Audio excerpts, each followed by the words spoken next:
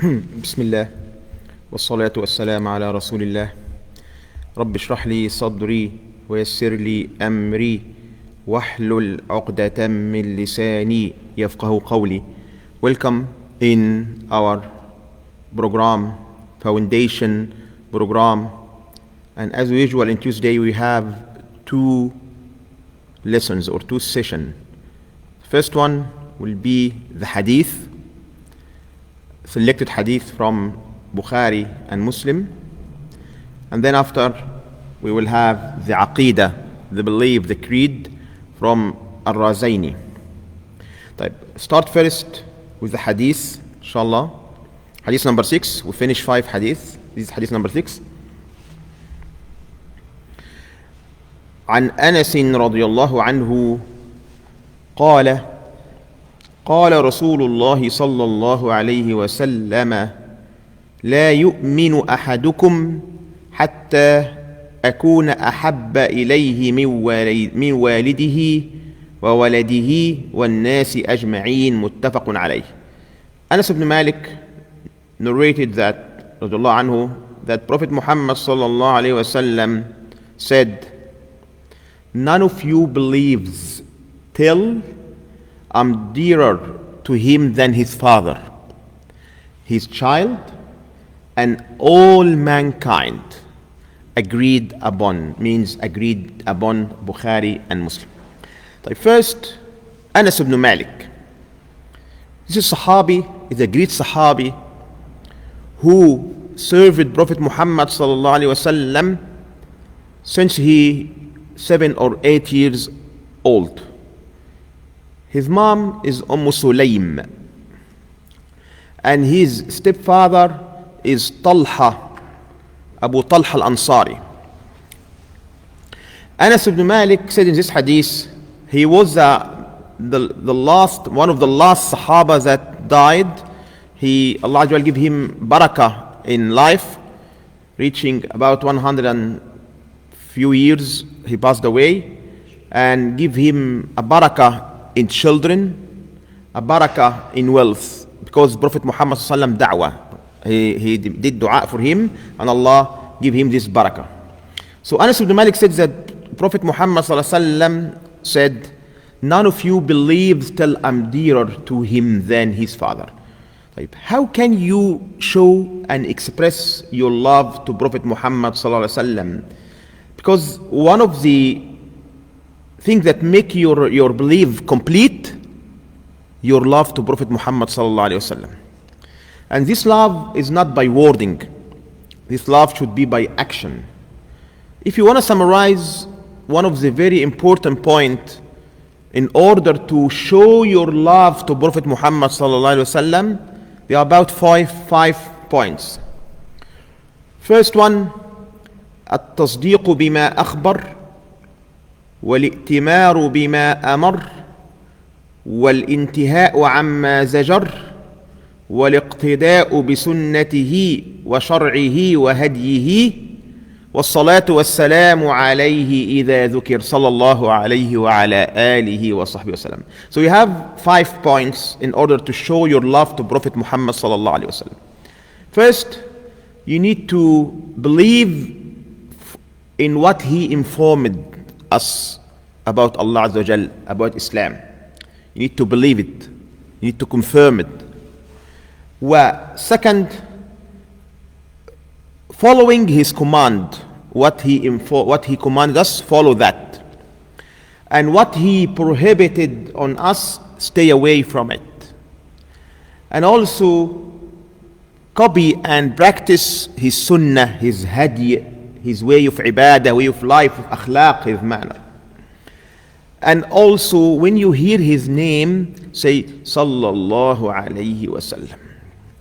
This is the minimum 5 that you need to have it to have complete belief, complete love of Prophet Muhammad sallallahu alaihi wasallam. And this is, in this hadith, another thing added to this 5. You need to love Prophet Muhammad sallallahu alaihi wasallam, and he be more dearer than other, even your father. even your child and all the mankind. And this is the feeling of the Sahaba on the time of Prophet Muhammad sallallahu alaihi wasallam. Every one of them was wishing to sacrifice himself instead of him, especially in Ghazwat Uhud, in the Battle of Uhud, when the archer left the mountain and the kuffar take over and come from the back of the Muslim, and the Muslim start to be weak in this time, in this spot, and few Sahaba stand around Prophet Muhammad sallallahu alaihi wasallam, protecting him from any arrows, for any rocks, and especially Talha ibn Ubaidillah, one of the 10 Mubashirin of Jannah.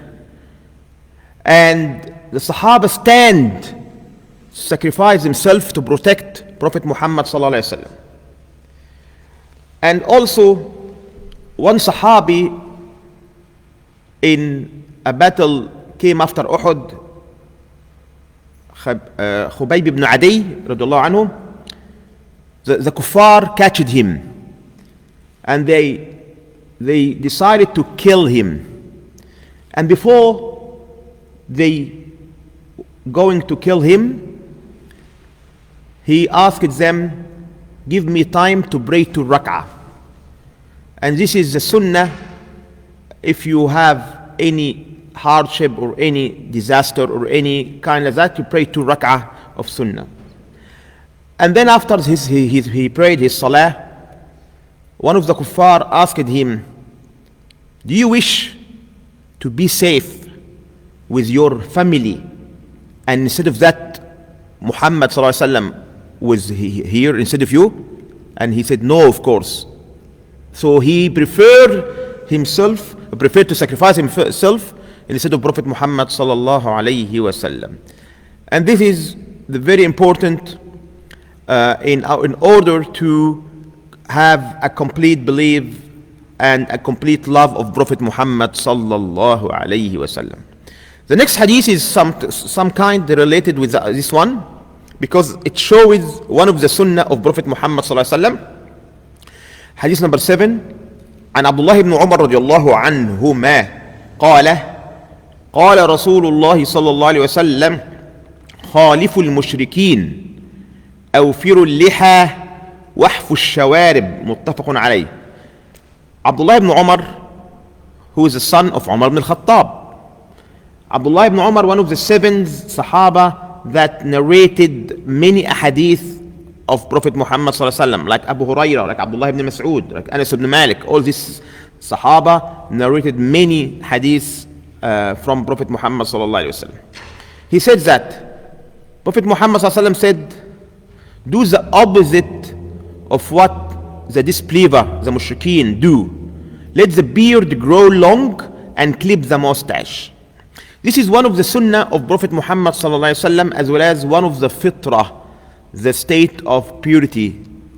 And here's the mukhalafa, the opposition of mushrikeen.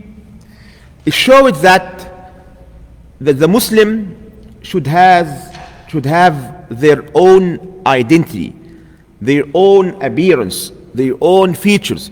When you walk in the street, in the market, and you see someone, you recognize he's a Muslim because his appearance, his way of life, way of dress, way of features, way of akhlaq. And this is related to the previous hadith, because copying Prophet Muhammad sallallahu alaihi wasallam in his akhlaq, in his manner, his appearance, is one of the points that increase your love to Prophet Muhammad sallallahu alaihi wasallam. And here Prophet Muhammad sallallahu alaihi wasallam said to the believer, do the opposite of the disbeliever, to let the beard grow long and clip the mustache. Does that mean that anyone who didn't follow this command, he's not from a Muslim? Of course no, because this kind, that it is not related to the belief. but it is perfect your belief. It is shows how you are related to the Sunnah al-Nabi sallallahu alayhi wasallam. And in case of, especially in the mustache, clip the mustache. The mustache is a sunnah, is to clip it, not to shave it. Although there is some narration says that clipping is shaving, but this is a weak narration. Even Imam Malik, Imam Dar al-Hijrah, said that shaving the mustache is like a muthla. Muthla means that you, when you what's called muthla is like cutting the body of the person after dead. If you in a war and see some of the enemy after you killed him, you cut his. Yes, excellent. So this kind of muthla means it is not from sunnah to shave the mustache. Of course, with having a beard grow. So this hadith showed how the Muslim should has appearance different than the other, and this also showed that a Muslim when they want to opposite the disbeliever, even in the appearance, not only in the way of life or way of ibadah. Next hadith, hadith number 8, which also related to the same concept. How can you follow Sunnah al-Nabi sallallahu alayhi wa sallam? عن أبي هريرة رضي الله عنه أن رسول الله صلى الله عليه وسلم قال لولا أن أشق على أمتي لأمرتهم بالسواك مع كل صلاة. Abu Huraira accepted Islam late after Khaybar battle. His name, some narration said his name is Abdul Rahman ibn Sakhr. And Huraira is a small name of cat because he has a little cat, and he very kind with his cat, and he always keeps his cat with him. And this shows that cat is allowed to have it in your house. Even the cat was in the masjid, so it is not a najis, it is not impure, but the dog is different, as we know that. So Abu Huraira, also one of the 7 that narrates the hadith, many hadiths of Prophet Muhammad sallallahu alaihi wasallam. He said that Prophet Muhammad sallallahu alaihi wasallam said that had I not thought it is difficult for my ummah, I would have commanded them to use miswak, tooth stick, before every salah. Agreed upon Bukhari and Muslim. Here also Prophet Muhammad sallallahu alaihi wasallam stress on one of the sunan, which is siwak. What is siwak? And when you do siwak, and is siwak is only by this stick with this branch tree stick, we see. Siwak actually is branches taken from some tree.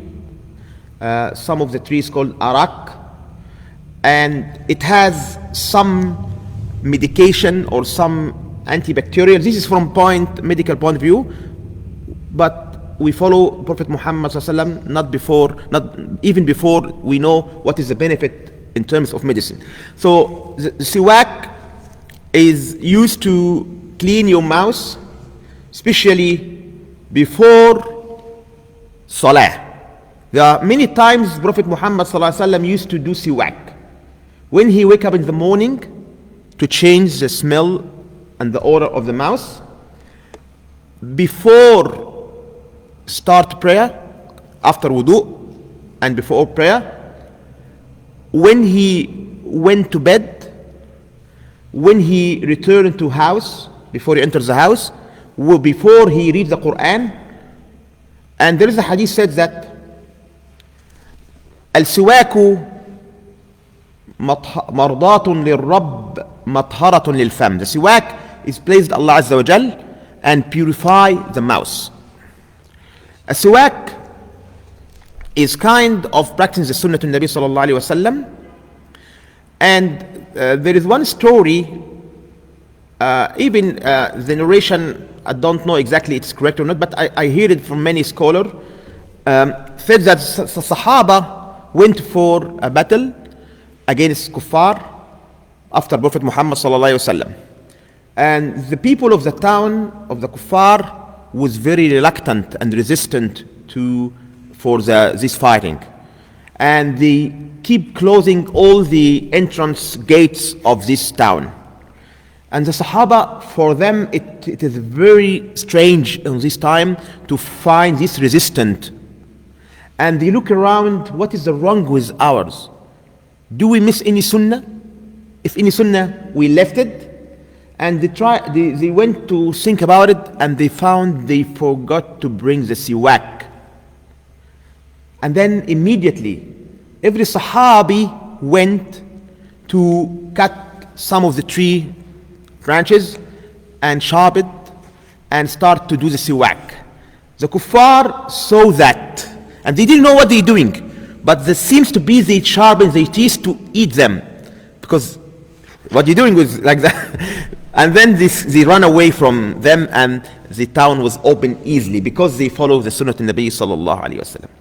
So siwak is very important in terms of following Prophet Muhammad sallallahu alaihi wasallam Sunnah.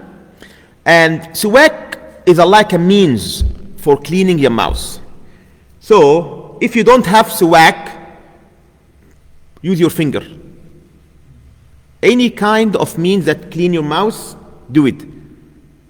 If you want to use a toothbrush, you can use it before salah, after wudu, if you don't have siwak. But don't leave this way of cleaning the mouth, either by siwak if you have your finger, or the toothbrush.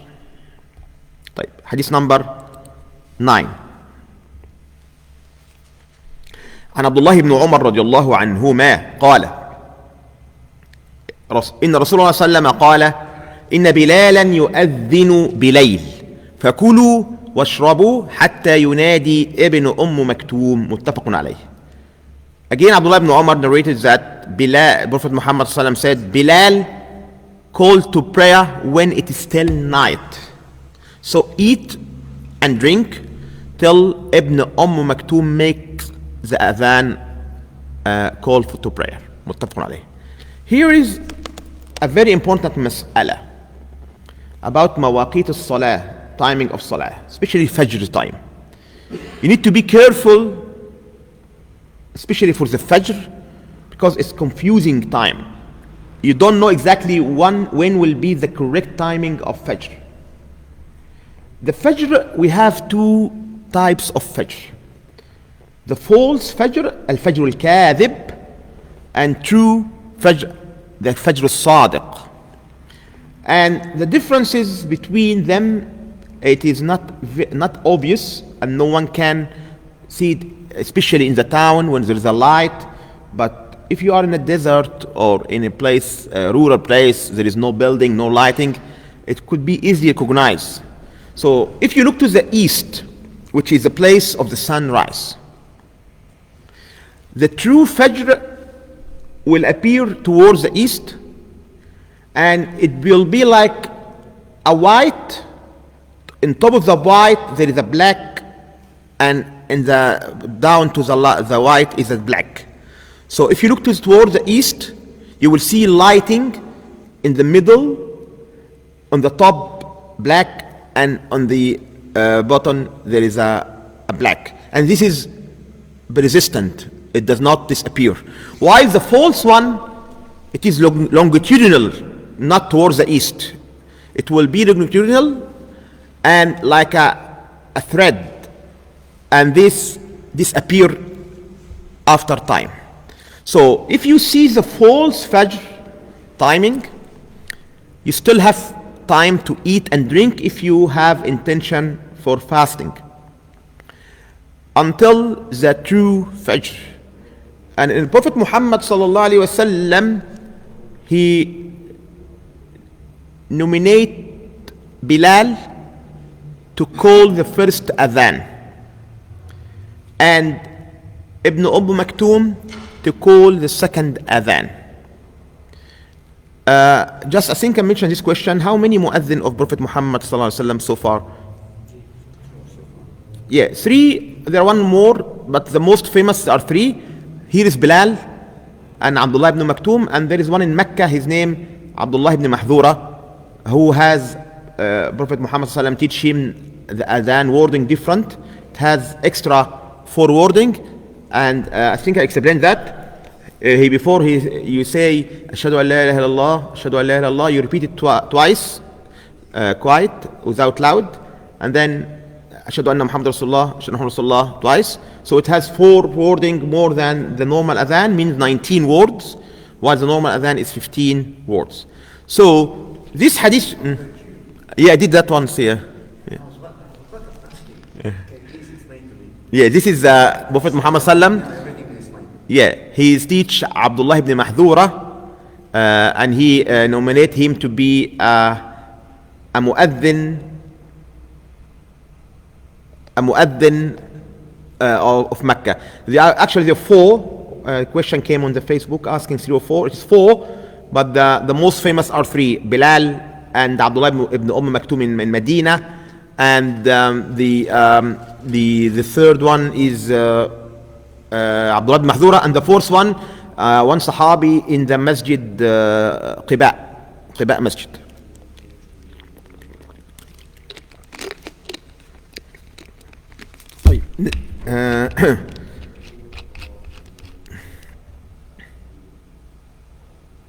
And here we can see some of the mas'ala here. The timing of Fajr has 2 lines. The first line is the false time, and the second one is the true one. And Adi ibn Hatim al-Ta'i, one of the Sahaba who accepted Islam late, he was Christian, and his father is Hatim al-Ta'i. Hatim al-Ta'i is a disbeliever, but a very, very famous in Arab history. In terms of his generous, he famous by his generosity, and he used to invite the people on his place, and he very, very generous. But however, this, as Prophet Muhammad ﷺ explained to his son Adi when he accepted Islam, explained to him this not will benefit him because he didn't accept Islam. So Adi ibn Hatim al-Ta'i, when he accepted Islam, and Prophet Muhammad ﷺ asked him or mentioned to him the explanation of the verse in Surah Al-Baqarah. Allah said, وَكُلُوا وَاشْرَبُوا, eat and drink, حَتَّى يَتَبَيَّنَ لَكُمُ الْخَيْطُ الْأَبْيَضُ مِنَ الْخَيْطِ الْأَسْوَدِ مِنَ الْفَجْرِ, until you recognize the white thread from the black from the Fajr. And Adi ibn Hatim didn't understand, and look how it's, subhanallah, this means that understanding the Arabic language, it's not easy, especially in some wording which can be understood differently.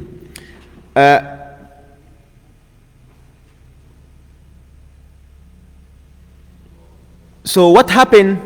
He bring 2 thread, that a rope or 2 ropes that he used to use it in a camels to tie the camel, one white and one black, and he kept in front of him to see, I will start fasting when I can recognize between the white thread from the black thread, according to the meaning of the hadith, the ayah, the direct meaning that you differentiate between the white thread from the black thread.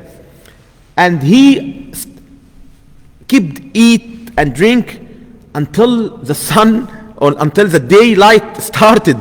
And then he went to Prophet Muhammad ﷺ, "Oh Prophet, I follow what you said, or what Allah said in the Quran, and you explained to me, and I bring 2 threads, one white and one black, and keep eating and drinking, but the daylight started, and I cannot differentiate between them." And then Prophet Muhammad ﷺ laughed, and then he said, either you have a long night in this case, because if you think that you eat and drink until you recognize the white from the black thread, you have a long night in this case. This is not the case.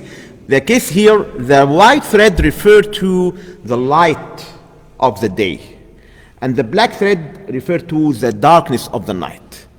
Look how the Arabic language should be understand correctly. And this is showed in the Aqidah especially when the non-Arab in the 3rd century start to accept Islam in a Persian area, in Khurasan, Isfahan, and they start learning Arabic, but because they are not native or they are not fluent in Arabic, they start to understand the wording of the word of Quran and the Hadith differently, and from that the deviation from the understanding of the Salaf and the Sahaba start. So this is regarding to Hadith number 9. I have a question here on Facebook. What happens if you pray Fajr, if you pray fake Fajr accordingly? Will your Salat count if you have good intention? Okay, very good question. If someone prayed Fajr on the false time, on the false Fajr, and he prayed Fajr, is this Salah will be valid or counted? And put in your mind, you have a good intention, you have your intention to pray. Okay, here we have to consider many things. First, if you take your effort and search for the time and look for the sky until you have some confidence the time of the Fajr is correct, and then you prayed, and then after you recognize that you prayed early or you prayed on time, incorrect time, this is the khata, by mistake. And Prophet Muhammad ﷺ said that it has been lefted from my ummah 3 things: the jahl, or what is called nisyan, forgetfulness, and mistake, and what they have been forced. If someone force you, Allah will forgive that. If you do something by mistake, but in this case you take the reasons or take the means to find the time of the Fajr, wait until you recognize and then you pray. But if you didn't take the means of determination of the correct Fajr, and you prayed on the false time, you have to repeat the Salah. And properly, in order to make sure that you prayed on time, at least wait 15 to 20 minutes from the default adhan on the app. Some of the apps have a default setting. You find the Fajr time is earlier than the usual, so wait for 20 minutes from the default setting of the app to pray. Okay, so this is regarding this question. Alhamdulillah, here we and most of the masajid at least wait half an hour from the default setting of adhan, so we are safe inshallah. طيب, hadith number 10, last hadith to go to the aqidah. عن أبي هريرة رضي الله عنه أن رسول الله صلى الله عليه وسلم قال لا يلدغ المؤمن من جحر مرتين. The believer, Prophet Muhammad said that the believer will not sting from 2 holes twice. So it means that the believer should be smart. If someone did a trick with you or play with you a game once, you shouldn't stuck again or have it the same trick second. This shows how the Muslim should show it this smart and show it that no one can do a trick with him twice. طيب, this is tonight hadith section. We go now to Aqidah, the belief, Aqidah al-Razayni. بسم الله والصلاة والسلام على رسول الله. رب اشرح لي صدري ويسر لي أمري واحلل عقدة من لساني يفقهوا قولي. We're still reading from Aqidah al-Razayni, the belief of al-Razayni. And Al-Razayni are Abu Zur'a وأبو حاتم الرازي, post Al-Razayni, Abu Zur'a al-Razi وأبو حاتم al-Razi. And we explained last time and the previous time the meaning of Iman, and we mentioned that Iman is statement and action. Statement by tongue and heart, action by hearts and organs, increases and decreases, increases by righteous and decreases by evils. Iman is an intention. Iman is a confirmation. Iman is a sunnah. Iman is a practice of the Aqidah. Iman has branches. Some of the branches are principal or crucial for Iman to be fulfilled, and some of the branches are secondary that helps in perfection of Iman. And we explained that the highest grade of Iman, Shahada, La ilaha illallah Muhammad Rasulullah, highest level. And the lowest one is to remove the harmful things from the street, from the way. And we explained that Haya, or the modesty, is one of the branches of Iman. And Iman should not separate it from deeds, from amal. Wal-asr, by the time of Asr, Inna al-insana lafi khusr, indeed all human, all mankind in loss. Illa alladhina amanu wa amilu salihat, except the believer and who is doing the righteous. وتواصوا بالحق, and the advised by right. وتواصوا بالصبر, and advised by patient. So this is the Iman. And we mentioned that there is a speech of the heart, which is the intention. And there is an action of the heart. And the action of the heart, which is sincerity, ikhlas, which is the love, al-mahabba, which is loyalty, al-wala, and which is fearing from Allah Azza wa Jal, al-khawf, which is hoping, al-raja, all this action of heart. And we explained that the belief of Ahlul Sunnah wal Jama'ah is the middle between two extremes. Some of the extremes of the school of thought said that the Iman is just knowing al-ma'rifah of Allah, knowing, that's it. And this is called Jahmiyyah. And this means that anyone knows that there is a God, he believer. If you ask many of the disbeliever, do you believe in God? Yes, I believe. But when he worship an idol, worship whatever. So most of the people know that there is a creator. They have this fitrah, this state of purity.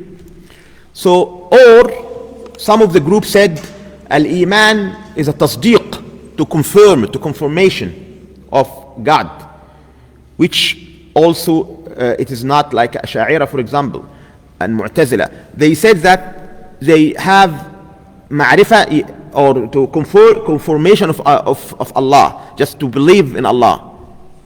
And on the other hand, some group like Karramiyya said that believing is just saying by your tongue, no need to have it by your heart. Just if you say I'm a believer, ashhadu an la ilaha illallah, that's it, you are a believer, which shouldn't be the case, because the hypocrite can do that. But and on the other hand, there is a very extreme thought or school of thought which said that the believer, if the believer commit a major sin, they lose their belief, they become kafir. So in this case, they have a thought that the people who commit the major sins is a kafir. So anyone drink alcohol, anyone commit adultery, in their understanding, in their thought, is a kafir. And one group also, this is called al-Khawarij. One group also, like Mu'tazila, they said that the believer who commit sins, major sins, in the dunya, he has a level between believer and disbeliever. He's not actual believer and he's not actual disbeliever. But in the hereafter, he will be in the hellfire, like the Khawarij said. On the other hand, there is a group of thought called the Murji'ah. This Murji'ah believe that no need of action. You believe by your heart and express that by speech, and since that you are a believer, your iman is like iman Abu Bakr, like iman Umar. If you believe by your heart and speak by your tongue, that's it. No need for any action. Some of the in middle, quite similar to this Murji'ah, it's called the Murji'at al-Fuqaha. Murji'at al-Fuqaha have some kind of minor difference between Ahl Sunnah in terms of belief. They said that the belief is speech by heart or speech by tongue, belief by heart, and the amal is not apart from the belief, but it is perfect the belief. So they didn't deny totally the amal. They said the amal or the deed impact and affect the belief, but it is not from the belief. But what is the aqidah of Ahl Sunnah wal Jama'ah? We mentioned that amal and belief, or the amal is a part of the belief. If you don't do the amal, you lost the belief. So amal should be comes with the belief. And then we explain the Quran. We mentioned that Al-Quran kalamullah غير مخلوق في من جميع أوجهه. So the Quran is the word and the speech of Allah Azza wa Jal. It is in creation. It is not created. And from any side of the Quran, from the wording, from the meaning, and this is one of the attributes of Allah Azza wa Jal, that He speaks. And this speech is an actual speech with a letter and voice. How? We don't know. And this is the main aqidah of Ahl-Sunnah wal Jama'ah. When you comes to the attributes of Allah Azza wa Jal, we said when you have attributes for Allah Azza wa Jal, we said we accept the attributes in terms of the wording and the meaning. And when you come to the how these attributes, we pass it as it. And we said ليس كمثله شيء, and He's all hearing or seeing. And is nothing ليس كمثله شيء, nothing similar like Him, and is all hearing or seeing.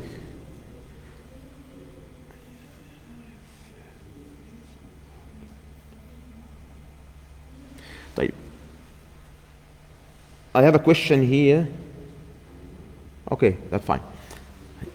So the iman is the actual part, or the amal or the deed is a part from iman. It does not separate it, as someone asked in the Facebook. Okay, so then we start to speak about the qadar, the decree, the predicted or the predetermination or the destiny. يقول المصنف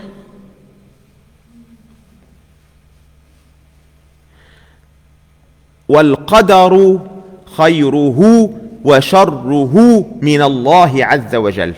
And the qadar, the destiny, the bad or the good and the evil is from Allah Azza wa Jal. This meaning that all the thing in the life is from Allah Azza wa Jal, the bad and good. And the terms bad is from your side. How is that? Not from side of Allah. Allah Azza wa Jal never did something bad. But it from your side, you think it is bad. But it's actual, it is good for you. Like for example, if someone lost his money, this seems to be him is a good or bad? If you lost your money? To him it seems to be bad. Yes. But on the side of Allah Azza wa Jal, is a good for him. Because if he left this money with him, he may deviate from the prayer, deviate from the sunnah, and start use money in a proper way, so he will lose his deen. So always you need to think that. Don't think that something happened to you which seems to be bad, you should accept it, because you don't know what is the good, what is the bad for you. طيب. What is the qadr? The qadr from the language means taqdir, means prediction. And in the shar', the prediction and the destiny of Allah Azza wa Jal for the things before existence of these things. He knows that before, and he wrote that in the preserved tablet, Allahul Mahfuz. But why? As you can see in this matn or this Aqidah al-Razayni, they start by defining the belief, and then went to the Quran, and then al-Qadr. Why he started Aqidah by these three?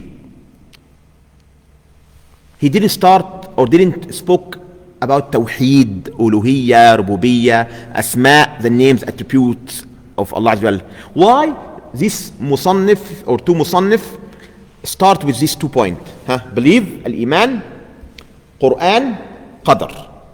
Because on this time there is a lot of debate between the Ahl Sunnah and the people who deviated from this way. In these 3 points, Al-Iman, the Khawarij and Mu'tazila start to exist. Because the Khawarij and Mu'tazila opposite the Ahl Sunnah in definition of Iman. The Quran, the fitna of Imam Ahmad ibn Hanbal about the Khalq al-Quran, the creation of Quran, started on this century. And also the Qadr, the Qadariyya, the people who introduce a corrupted belief about the Qadr. This was at the last years of the 1st century, on the time of the Sahaba, and they called Qadariyya, as we will know. So because of that, he started talking about these 3 things. On the time of the Sahaba, or the late time of the Sahaba in the 1st century, the Qadariyya start to increases and have strength. And what is Qadariyya belief? Qadariyya from the Qadr. They didn't believe in Qadr. They said that Allah Azza wa Jal created the things, created everything, but He has no control, wal-'iyadhu billah, on what will happen next. So it happened by the will of the people, and He didn't know what will happen, wal-'iyadhu billah. And this is very dangerous, very, very dangerous. And the first person who promote for this corrupted thought, his name is Ma'bad ibn Khalid al-Juhani, or Ma'bad al-Juhani. And Ma'bad al-Juhani was in Basra, in Iraq. And always when you see the initiation of this group of thought, the corrupted, it is far from Medina and Mecca. Why? Medina and Mecca was occupied by many Sahaba. Medina and Mecca have the Tabi'een, Fuqaha al-Sab'a, the 7 Fuqaha, and it has a pure Aqidah, a pure belief. No one can deviate them. But if you go to Iraq, Asfahan, Khurasan, just newly accepted Islam, and this came from a Persian background. And when the Islam expanded, many Muslim or many people accept Islam, and they have the background, the culture, they from Persian, from Roman, from wherever, and they bring that with them, and they cannot understand the Arabic world. They start learning Arabic, but still some of the word they cannot be understood. So this Ma'bad al-Juhani started in the last time of the Sahaba in Basra. And when he started to propagate his thought, they went to Abdullah ibn Umar, some of the Tabi'een, Yahya ibn Ya'mir wa Hamir ibn Abdul Rahman al-Humayri. They went to Abdullah ibn Umar and mention to him what happened from these persons. And then Abdullah ibn Umar said to them, فَإِذَا لَقِيتَ أُولَئِكَ فَأَخْبِرُهُمْ أَنِّي بَرِيءٌ مِّنْهُمْ وَأَنَّهُمْ بُرَآءُ مِنِّي والذي يحلف به عبد الله بن عمر لو أن لأحدهم مثل أحد ذهبا فأنفقه ما قبل الله منه حتى يؤمن بالقدر. He said, go, if you met with one of them who does not believe in Qadr, said to them, I'm denying from them, they are not belongs to me, and they are not belongs to, I'm not belongs to them, and they are not belongs to me. And by Allah, if anyone spend a weight of Uhud as gold as a charity, Allah will not accept from him until he believe in Qadr. So you have to believe in Qadr. In order to know what is the correct belief in Qadr, you need to know the level of Qadr. First, Allah said, إِنَّ كُلَّ شَيْءٍ خَلَقْنَاهُ بِقَدْرٍ. Indeed, everything we have been created by destiny or by prediction, by predetermination. And also, وَالَّذِي قَدَّرَ فَهَدَى, and who determined and guided. Also, Hadith Umar and Jibreel, أو بيسمى حديث جبريل, when Jibreel came to Prophet Muhammad صلى الله عليه وسلم and he asked him about Iman. الإيمان أن تؤمن بالله وملائكته وكتبه ورسله والقدر خيره وشره. To believe in Allah, His angel, His books, His messenger, the last day, and the qadr, the destiny, the good and bad. What is the levels of qadr? We have 4 levels. مرتبة العلم, the knowledge. مرتبة الكتابة, the writing. مرتبة المشيئة, the will. مرتبة الخلق, the creation. So there are 4 levels of qadr. First one is al-ilm, knowledge. You need to believe that Allah's knowledge control or know everything around us. Whatever happened, whatever is happening, whatever will happen. So Allah know ما كان وما هو كائن وما سيكون. Whatever is happened, whatever is happening, and whatever will happen. And we complete after adhan. Adhan time? Yalla kuy.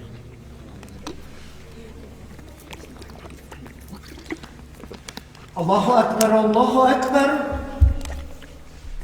Allahu Akbar, Allahu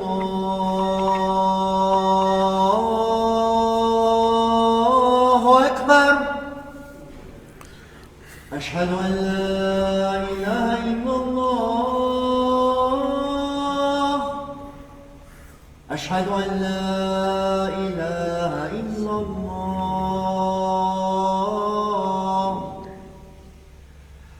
أشهد أن محمد رسول الله. أشهد أن محمد رسول الله. حي على الصلاة. حي على الصلاة.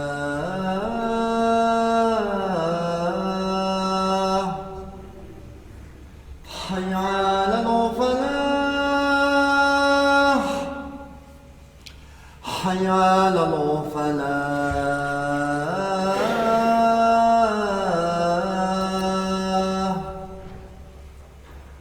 الله أكبر، الله أكبر. لا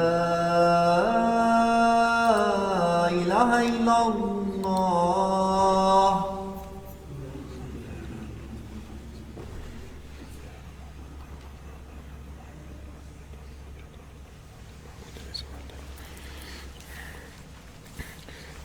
The first level of Iman is the knowledge. You need to believe that Allah knowledge is cover everything, and He knows whatever happened or is happening or will happen. Second level of belief on Qadr, their كتابة, the writing. ثبت في الصحيح أن النبي صلى الله عليه وسلم قال إن الله كتب مقادير الخلائق قبل أن يخلق السماوات والأرض ب50,000 سنة. Allah wrote the maqadir, the prediction and the predetermination of the creation before he created the heaven and earth by 50,000 years. وصح عن النبي صلى الله عليه وسلم أنه قال أول ما خلق الله القلم. The first thing Allah created is the pen. ثم قال له اكتب, and then he said to the qalam, write. And then قال, and the qalam or the pen said, what I should write. وما أكتب. قال القدر. Allah said the destiny. قال, then Prophet Muhammad صلى الله عليه وسلم said فكتب ما يكون وما هو كائن إلى أن تقوم الساعة. And he wrote what will be happen or what happening or what will be happen until the hours or the resurrection day. طيب. The third level المشيئة. فما شاء الله كان, whatever Allah will, it will be happened. وما لم يشأ لم يكن, whatever he didn't will, it will never happen. Allah Azza wa Jal, no one can force him to do something he didn't will it.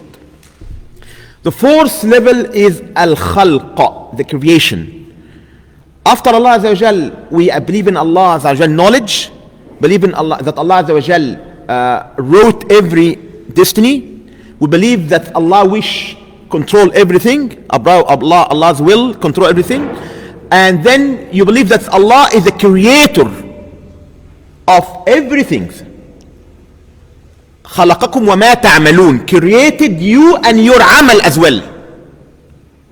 You are not created your amal. Allah created your amal. So this is the four level of qadr. طيب. For the qadr itself, every human has 5 destiny, 5 qadr. The first one, the azal, التقدير الأزلي, the initial تقدير. When Allah Azza wa Jal predict and wrote the taqdeer of all creation before the creation of the heaven and earth by 50,000 years in the preserved tablet. The first qadr, التقدير الأزلي. The second one, the covenant qadr, التقدير الميثاقي. Allah Azza wa Jal said in Surah الأعراف, وإذ أخذ ربك من بني آدم من ظهورهم ذريتهم وأشهدهم على أنفسهم ألست بربكم قالوا بلى. Allah took a covenant from all the creation and he bring it from the back of Adam alayhi salam and took from them a covenant. They will not worship anyone except Allah Azza wa Jal. This is the taqdeer happen or the mithaq of qadr. The third one, التقدير العمري, the life taqdeer. And التقدير العمري, Allah Azza wa Jal determined how old you will be when you die, determine your umr, your life, determine your risk sustenance. And there is a hadith that Abdullah ibn Mas'ud mentions that Prophet Muhammad sallallahu alaihi wasallam said, إن أحدكم يجمع خلقه في بطن أمه 40 يوما نطفة. Allah Azza wa Jal will collected every one of you in his womb of his mom 40 days as a semen, and then 40 as a cleaning, and then like a lumps of flesh meat, and then Allah will send an malak, an angel, to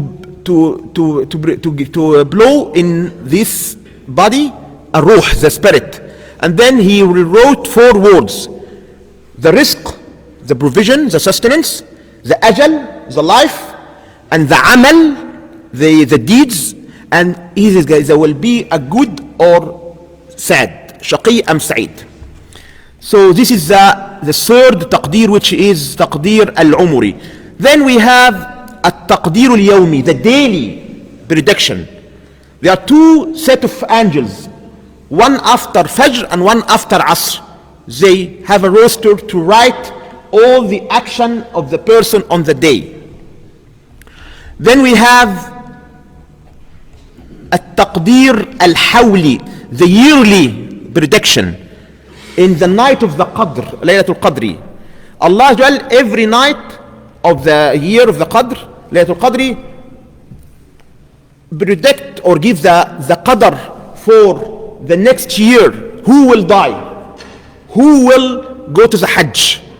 Who will travel such and such? This will happen on Laylat al-Qadr. So this is the 5 level of Qadr, and I think this is enough for this line of this matan about the Qadr. Next time, inshallah, the next line of the matan talking about the Sahaba and our belief in Abu Bakr as-Siddiq and Umar and Uthman and Ali and the Khulafa al-Rashidin. We believe that this is the best people in the Ummah after their Prophet.